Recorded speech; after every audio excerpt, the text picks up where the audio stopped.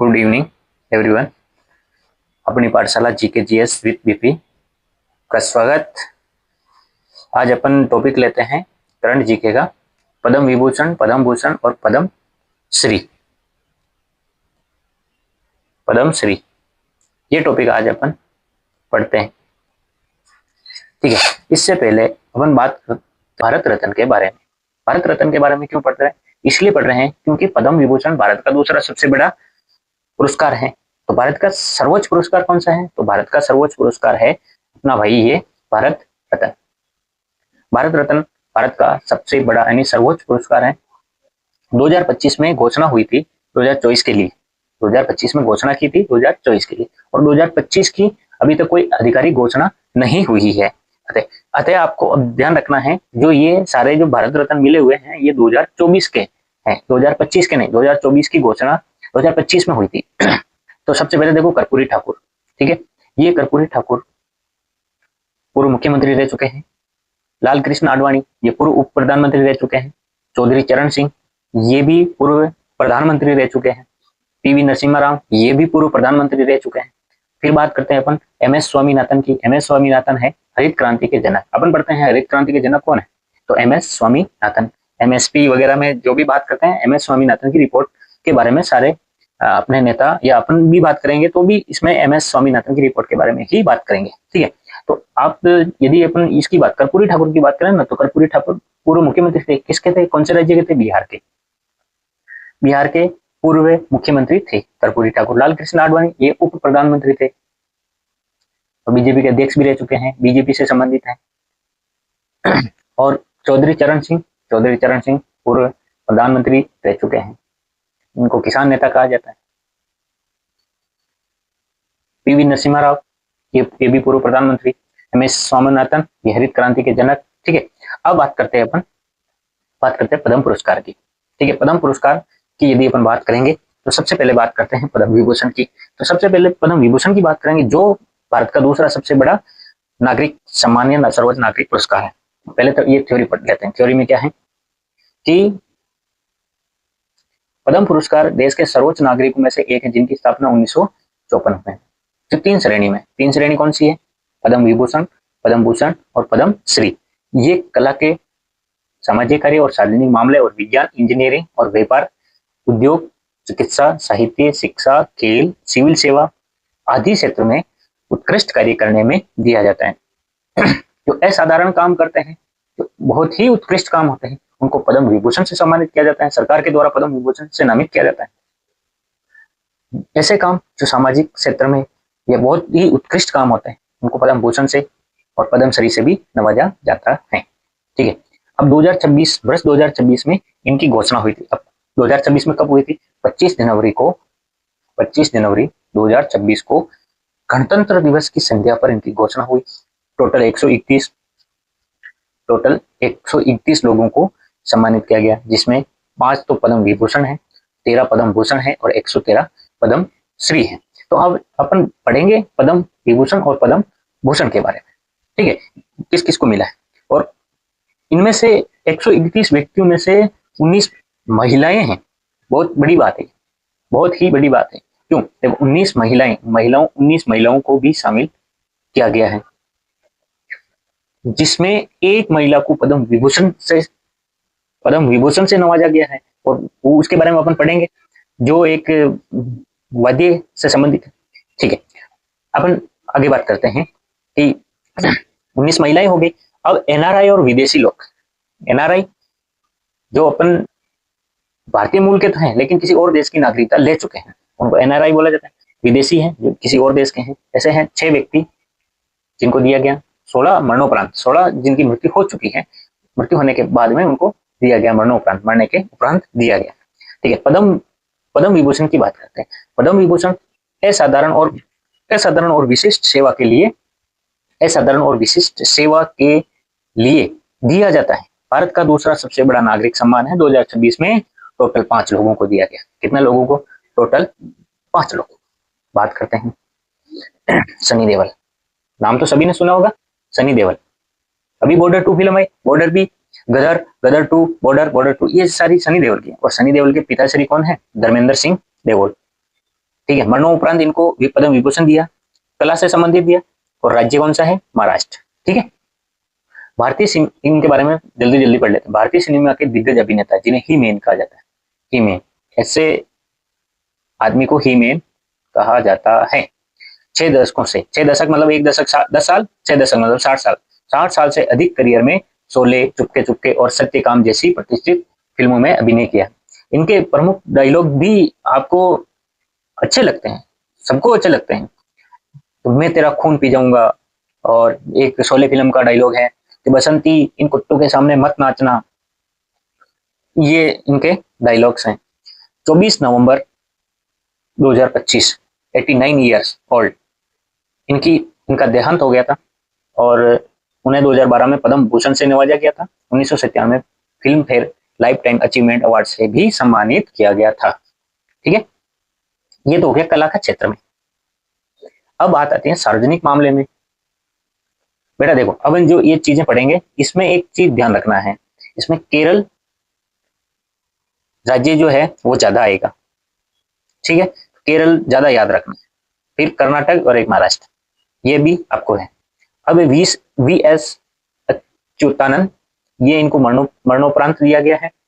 ठीक है, ऐसे नाम आ जाए, ये भी याद रखना, वी एस अच्युतानंद, ऐसे ऐसे इस केटी थॉमस, इस प्रकार के नाम आ जाए ना, तो याद रखना केरल कर्नाटक तमिलनाडु, केरल कर्नाटक तमिलनाडु। और इस टाइम अभी जो भर्ती आने वाली है, यदि किसी कारण या क्वेश्चन आते हैं, आने के चांस तो है, लेकिन यदि आते हैं तो अधिकतर केरल से संबंधित आएंगे। ठीक है, तो केरल के पूर्व मुख्यमंत्री हैं ये, 2006 से 2011, और माकपा CPIM कम्युनिस्ट पार्टी से संबंधित है। सदस्यों में से एक वे केरल की राजनीति में कद्दावर नेता हैं। दशकों तक विपक्ष के नेता, अपने कार्यकाल के दौरान उन्होंने महत्वपूर्ण बुनियादी ढांचे के विकास, अवैध भूमि अतिक्रमण के खिलाफ और आम आदमी के अधिकारों के लिए वो खड़े होने की महत्वपूर्ण भूमिका निभाई।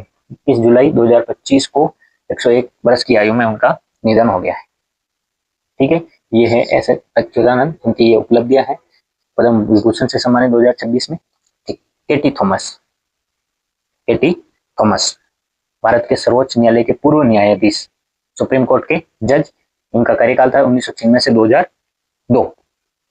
उन्होंने आपराधिक संवैधानिक कानून पर कई ऐतिहासिक फैसले दिए। वे मुल्ला पेरियार बांध समिति के सदस्य भी थे। 2007 में सामाजिक सार्वजनिक सेवा क्षेत्र में योगदान के लिए उनको पद्म भूषण से सम्मानित किया गया था। ये थे केटी थॉमस, जिनको पद्म भूषण से भी सम्मानित किया गया था 2007 में।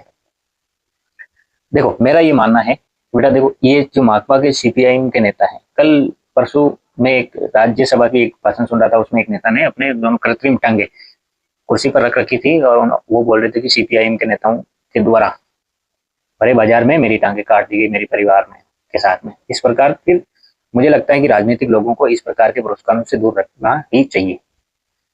ऐसे दुमिल छवि वाले लोगों को नहीं देना चाहिए। लेकिन इन्होंने, PS अच्युतानंद ने तो बहुत ही अच्छे काम किए थे, इसलिए सरकार ने इनको दिए। लेकिन मेरा मानना है कि राजनीतिक मामले लोगों को दूर रखना चाहिए पुरस्कारों से। अब एन राजम, इस प्रकार का, देखो मैंने बोला कि केटी थॉमस, अच्युतानंद, ऐसे नाम आएंगे तो केरल कर्नाटक ऐसे देख, तो अभी एन राजम, ये भी आपको ऐसा लग रहा है कि साउथ का नाम है, तो एन राजम साउथ का नाम है। एन राजम हिंदुस्तानी शास्त्रीय संगीत की प्रख्यात वायलिन वादिका है। इन्हें वायलिन पर गायन अंग, वोकल स्टाइल, कौन सी, इंग्लिश में याद रखना है, वोकल स्टाइल, वोकल स्टाइल विकसित करने के लिए जाना जाता है। बनारस हिंदू विश्वविद्यालय में क्या थे, ये प्रोफेसर थे। पद्मश्री 1984 में, पद्म भूषण 2004 में, संगीत नाटक अकादमी पुरस्कार 1990 में, संगीत नाटक अकादमी फेलोशिप 2012 में। ये है सुश्री एन राजम को पद्म विभूषण। पी नारायणन को, ये पी नारायणन केरल, ठीक है, वह एक प्रसिद्ध शिक्षाविद और लेखक, ऐसे लोगों को देना चाहिए। उन्हें साहित्य शिक्षा के क्षेत्र में दीर्घकालिक उत्कृष्ट योगदान, देश के दूसरे सबसे बड़े नागरिक सम्मान से नवाजा गया। 10 वर्ष से अधिक मूल पुस्तकें लिखी, 100 से अधिक कार्यों का मलयालम में अनुवाद किया। वे जन्मभूमि दैनिक पत्र का, जिसके सह संस्थापक और मुख्य संपादक भी रहे। ये है अपने श्री पी नारायण। ऐसे लोगों को देने चाहिए। तो आपको इससे क्या समझ में आया? इससे ये समझ में आया कि 5 लोगों में से एक महिला है वो एन राजम है, जो उत्तर प्रदेश राज्य से संबंधित हैं, वो कला शास्त्रीय वायलिन से संबंधित हैं, वोकल स्टाइल विकसित करने के लिए उनको दिया गया है। ठीक है, और एक है धर्मेंद्र सिंह देओल, महाराष्ट्र से संबंधित है। बाकी 3 कौन से राज्य से? केरल से संबंधित है। अपन पद्म भूषण की बात करते हैं। पद्म भूषण उच्च कोटि की विशिष्ट सेवाओं के लिए, ये तो शुरू में ही मैंने बताया कि ये पद्म भूषण किसके लिए, पद्म विभूषण किसके लिए, ये 13 हस्तियों को दिया गया है, सम्मान मिला। ठीक है, जिनके प्रमुख नाम क्या क्या है? अलका याग्निक। अलका याग्निक के गाने सभी ने सुने होंगे, बहुत अच्छे गाने। एक प्रसिद्ध पार्श्व प्लेबैक सिंगर है। 25 से अधिक भाषाओं में 21,000 से अधिक गाने रिकॉर्ड किए। उन्हें यूट्यूब के टॉप ग्लोबल आर्टिस्ट की श्रेणी में नंबर 1 स्थान दिया। यूट्यूब के टॉप ग्लोबल आर्टिस्ट की श्रेणी में नंबर 1 स्थान दिया गया था। पहले पुरस्कार उन्होंने सर्वश्रेष्ठ महिला पार्श्व गायिका के 7 फिल्म पुरस्कार, कितने? 7 फिल्म फेयर पुरस्कार इनको मिले थे। ये महाराष्ट्र राज्य से संबंधित, और क्षेत्र कौन सा है? कला क्षेत्र। भगत सिंह कोश्यारी, ये राजनेता है। भगत सिंह कोश्यारी उत्तराखंड से संबंधित रहते हैं। इनको सार्वजनिक, ये उत्तराखंड के पहले राजनेता, पत्रकार और शिक्षक रह चुके हैं। शिक्षक, पत्रकार, राजनेता, लास्ट में राजनेता रहे हैं। उत्तराखंड के पहले भाजपा के प्रदेशाध्यक्ष रहे हैं। राज्य के दूसरे मुख्यमंत्री थे। उन्होंने महाराष्ट्र और गोवा के राज्यपाल के हाल ही में तत्कालीन महाराष्ट्र और गोवा के राज्यपाल के रूप में कार्य किया, और इन्हें पर्वत शिरोमणि के नाम से जाना जाता है। किसके नाम से? पर्वत शिरोमणि। उत्तराखंड राज्य पर्वत से गिरा हुआ है पूरा, तो पर्वत शिरोमणि हो गए। देखो नाम आ गया, कल्लीपट्टी रामास्वामी पल्लानी स्वामी। केरल, कर्नाटक, तमिलनाडु 3 राज्य हैं। इसमें तमिलनाडु के ये राज्य के हैं। क्षेत्र कौन सा? चिकित्सा क्षेत्र। गैस्ट्रोएंट्रोलॉजी के क्षेत्र में एक अग्रणी, और अपोलो हॉस्पिटल में एक उच्च सम्मानित चिकित्सक है, जिनका चिकित्सा करियर 4 दशकों से यानी 40 साल से भी अधिक का था। पहले इनको पुरस्कार पद्मश्री भी मिला हुआ है। ठीक है, ये थे कल्लीपट्टी रामास्वामी। फिर आता है मम्मूटी। देखो फिर वापस केरल आ गया। अब की बार जो मिले ज्यादा, केरल के ज्यादा लोगों को मिले। मोहम्मद कुट्टी इस्माइल, जिन्हें मम्मूटी के नाम से जाना जाता है, एक भारतीय फिल्म अभिनेता है। उन्होंने 40 साल से अधिक अपने करियर में लगभग 400 फिल्मों में अभिनय किया है। पहले उनको सर्वश्रेष्ठ अभिनेता के लिए 3 राष्ट्रीय फिल्म पुरस्कार दिए गए। कई अन्य राज्य के फिल्म फेयर पुरस्कार जीते हुए हैं। ये आते हैं एनआरआई, डॉक्टर नौरी दत्तात्रेय युड्डू। भारतीय मूल के हैं, लेकिन एनआरआई हैं, संयुक्त राज्य अमेरिका में रहते हैं।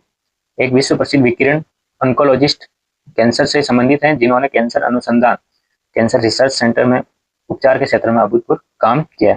2015 में इनको पद्मश्री भी मिला हुआ है। 2015 में इनको क्या मिला? पद्मश्री। पीयूष पांडे, मरणोपरांत। पांडे नाम सुना कला के क्षेत्र में, और कला कहाँ आती है? महाराष्ट्र से आती है। उन्हें भारतीय विज्ञान जगत का दिग्गज माना जाता है, भारतीय विज्ञापन जगत का दिग्गज माना जाता है, जिन्होंने भारतीय विज्ञापन को उसकी भाषा और आत्मा दी।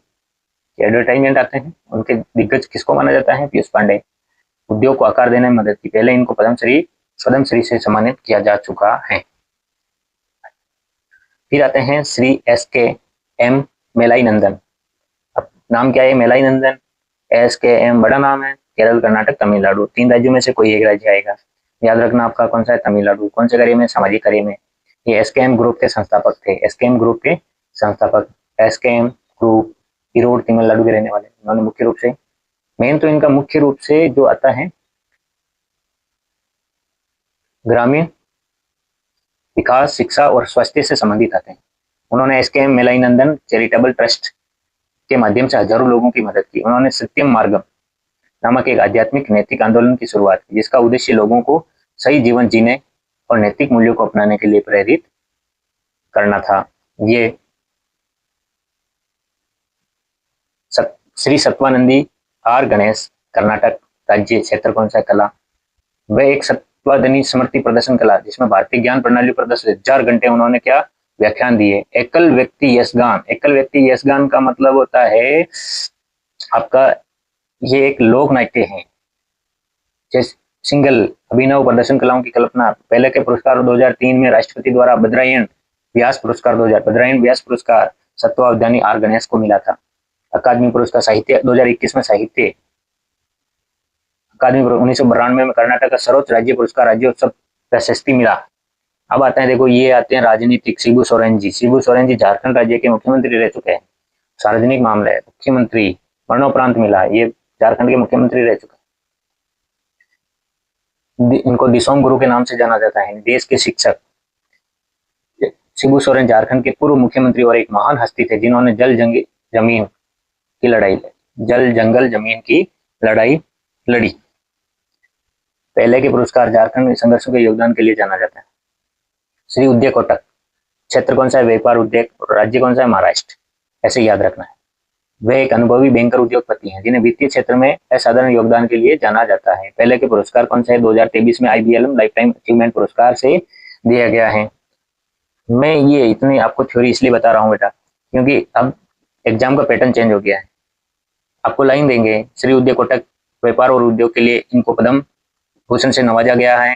दूसरा कहेंगे कि ये बैंकर और उद्योगपति है या नहीं, कारण ए बी इसकी ए सही व्याख्या करता है, ए नहीं करता है, बी ऐसा करता है, बी ऐसा करता है, फिर वो वैसा वैसा करता है, फिर आपका भी वैसा वैसा हो जाएगा, तो फिर आपको भी पता नहीं चलेगा सही है गलत है। तो वैसा ऐसा वैसा नहीं कराने के लिए आपको पहले थ्योरी पढ़नी पड़ेगी, क्वेश्चन बनाने पड़ेंगे। ओके। VK मल्होत्रा मरणोपरांत, राज्य कौन सा? दिल्ली। ये मल्होत्रा कपूर मुंबई महाराष्ट्र इसमें रहते हैं, मुंबई में और दिल्ली में। सार्वजनिक मामले, उपलब्धियां क्या है? भाजपा के नेता, देखो नेता आ गया वापस, शिक्षाविद, खेल प्रशासक थे। उन्हें दिल्ली में भाजपा को मजबूत करने के लिए योगदान देने और पूर्व प्रधानमंत्री मनमोहन सिंह को हराने के लिए जाना जाता है। पहले के पुरस्कार उनको पास हिंदी साहित्य के डॉक्टर की मानक उपाधि है। तो आज नेताओं को क्या नहीं देना ही नहीं चाहिए। राजनीति में कोई उत्कृष्ट काम नहीं होता है। श्री वल्लभपल्ली नटेशन, वह SNDP योगम के महासचिव है जिन्हें सामाजिक और सार्वजनिक मामले में उनकी लंबी समय से चली आ रही सेवा के लिए जाना जाता है। वे केरल से एजावा समुदाय के प्रमुख नेता हैं।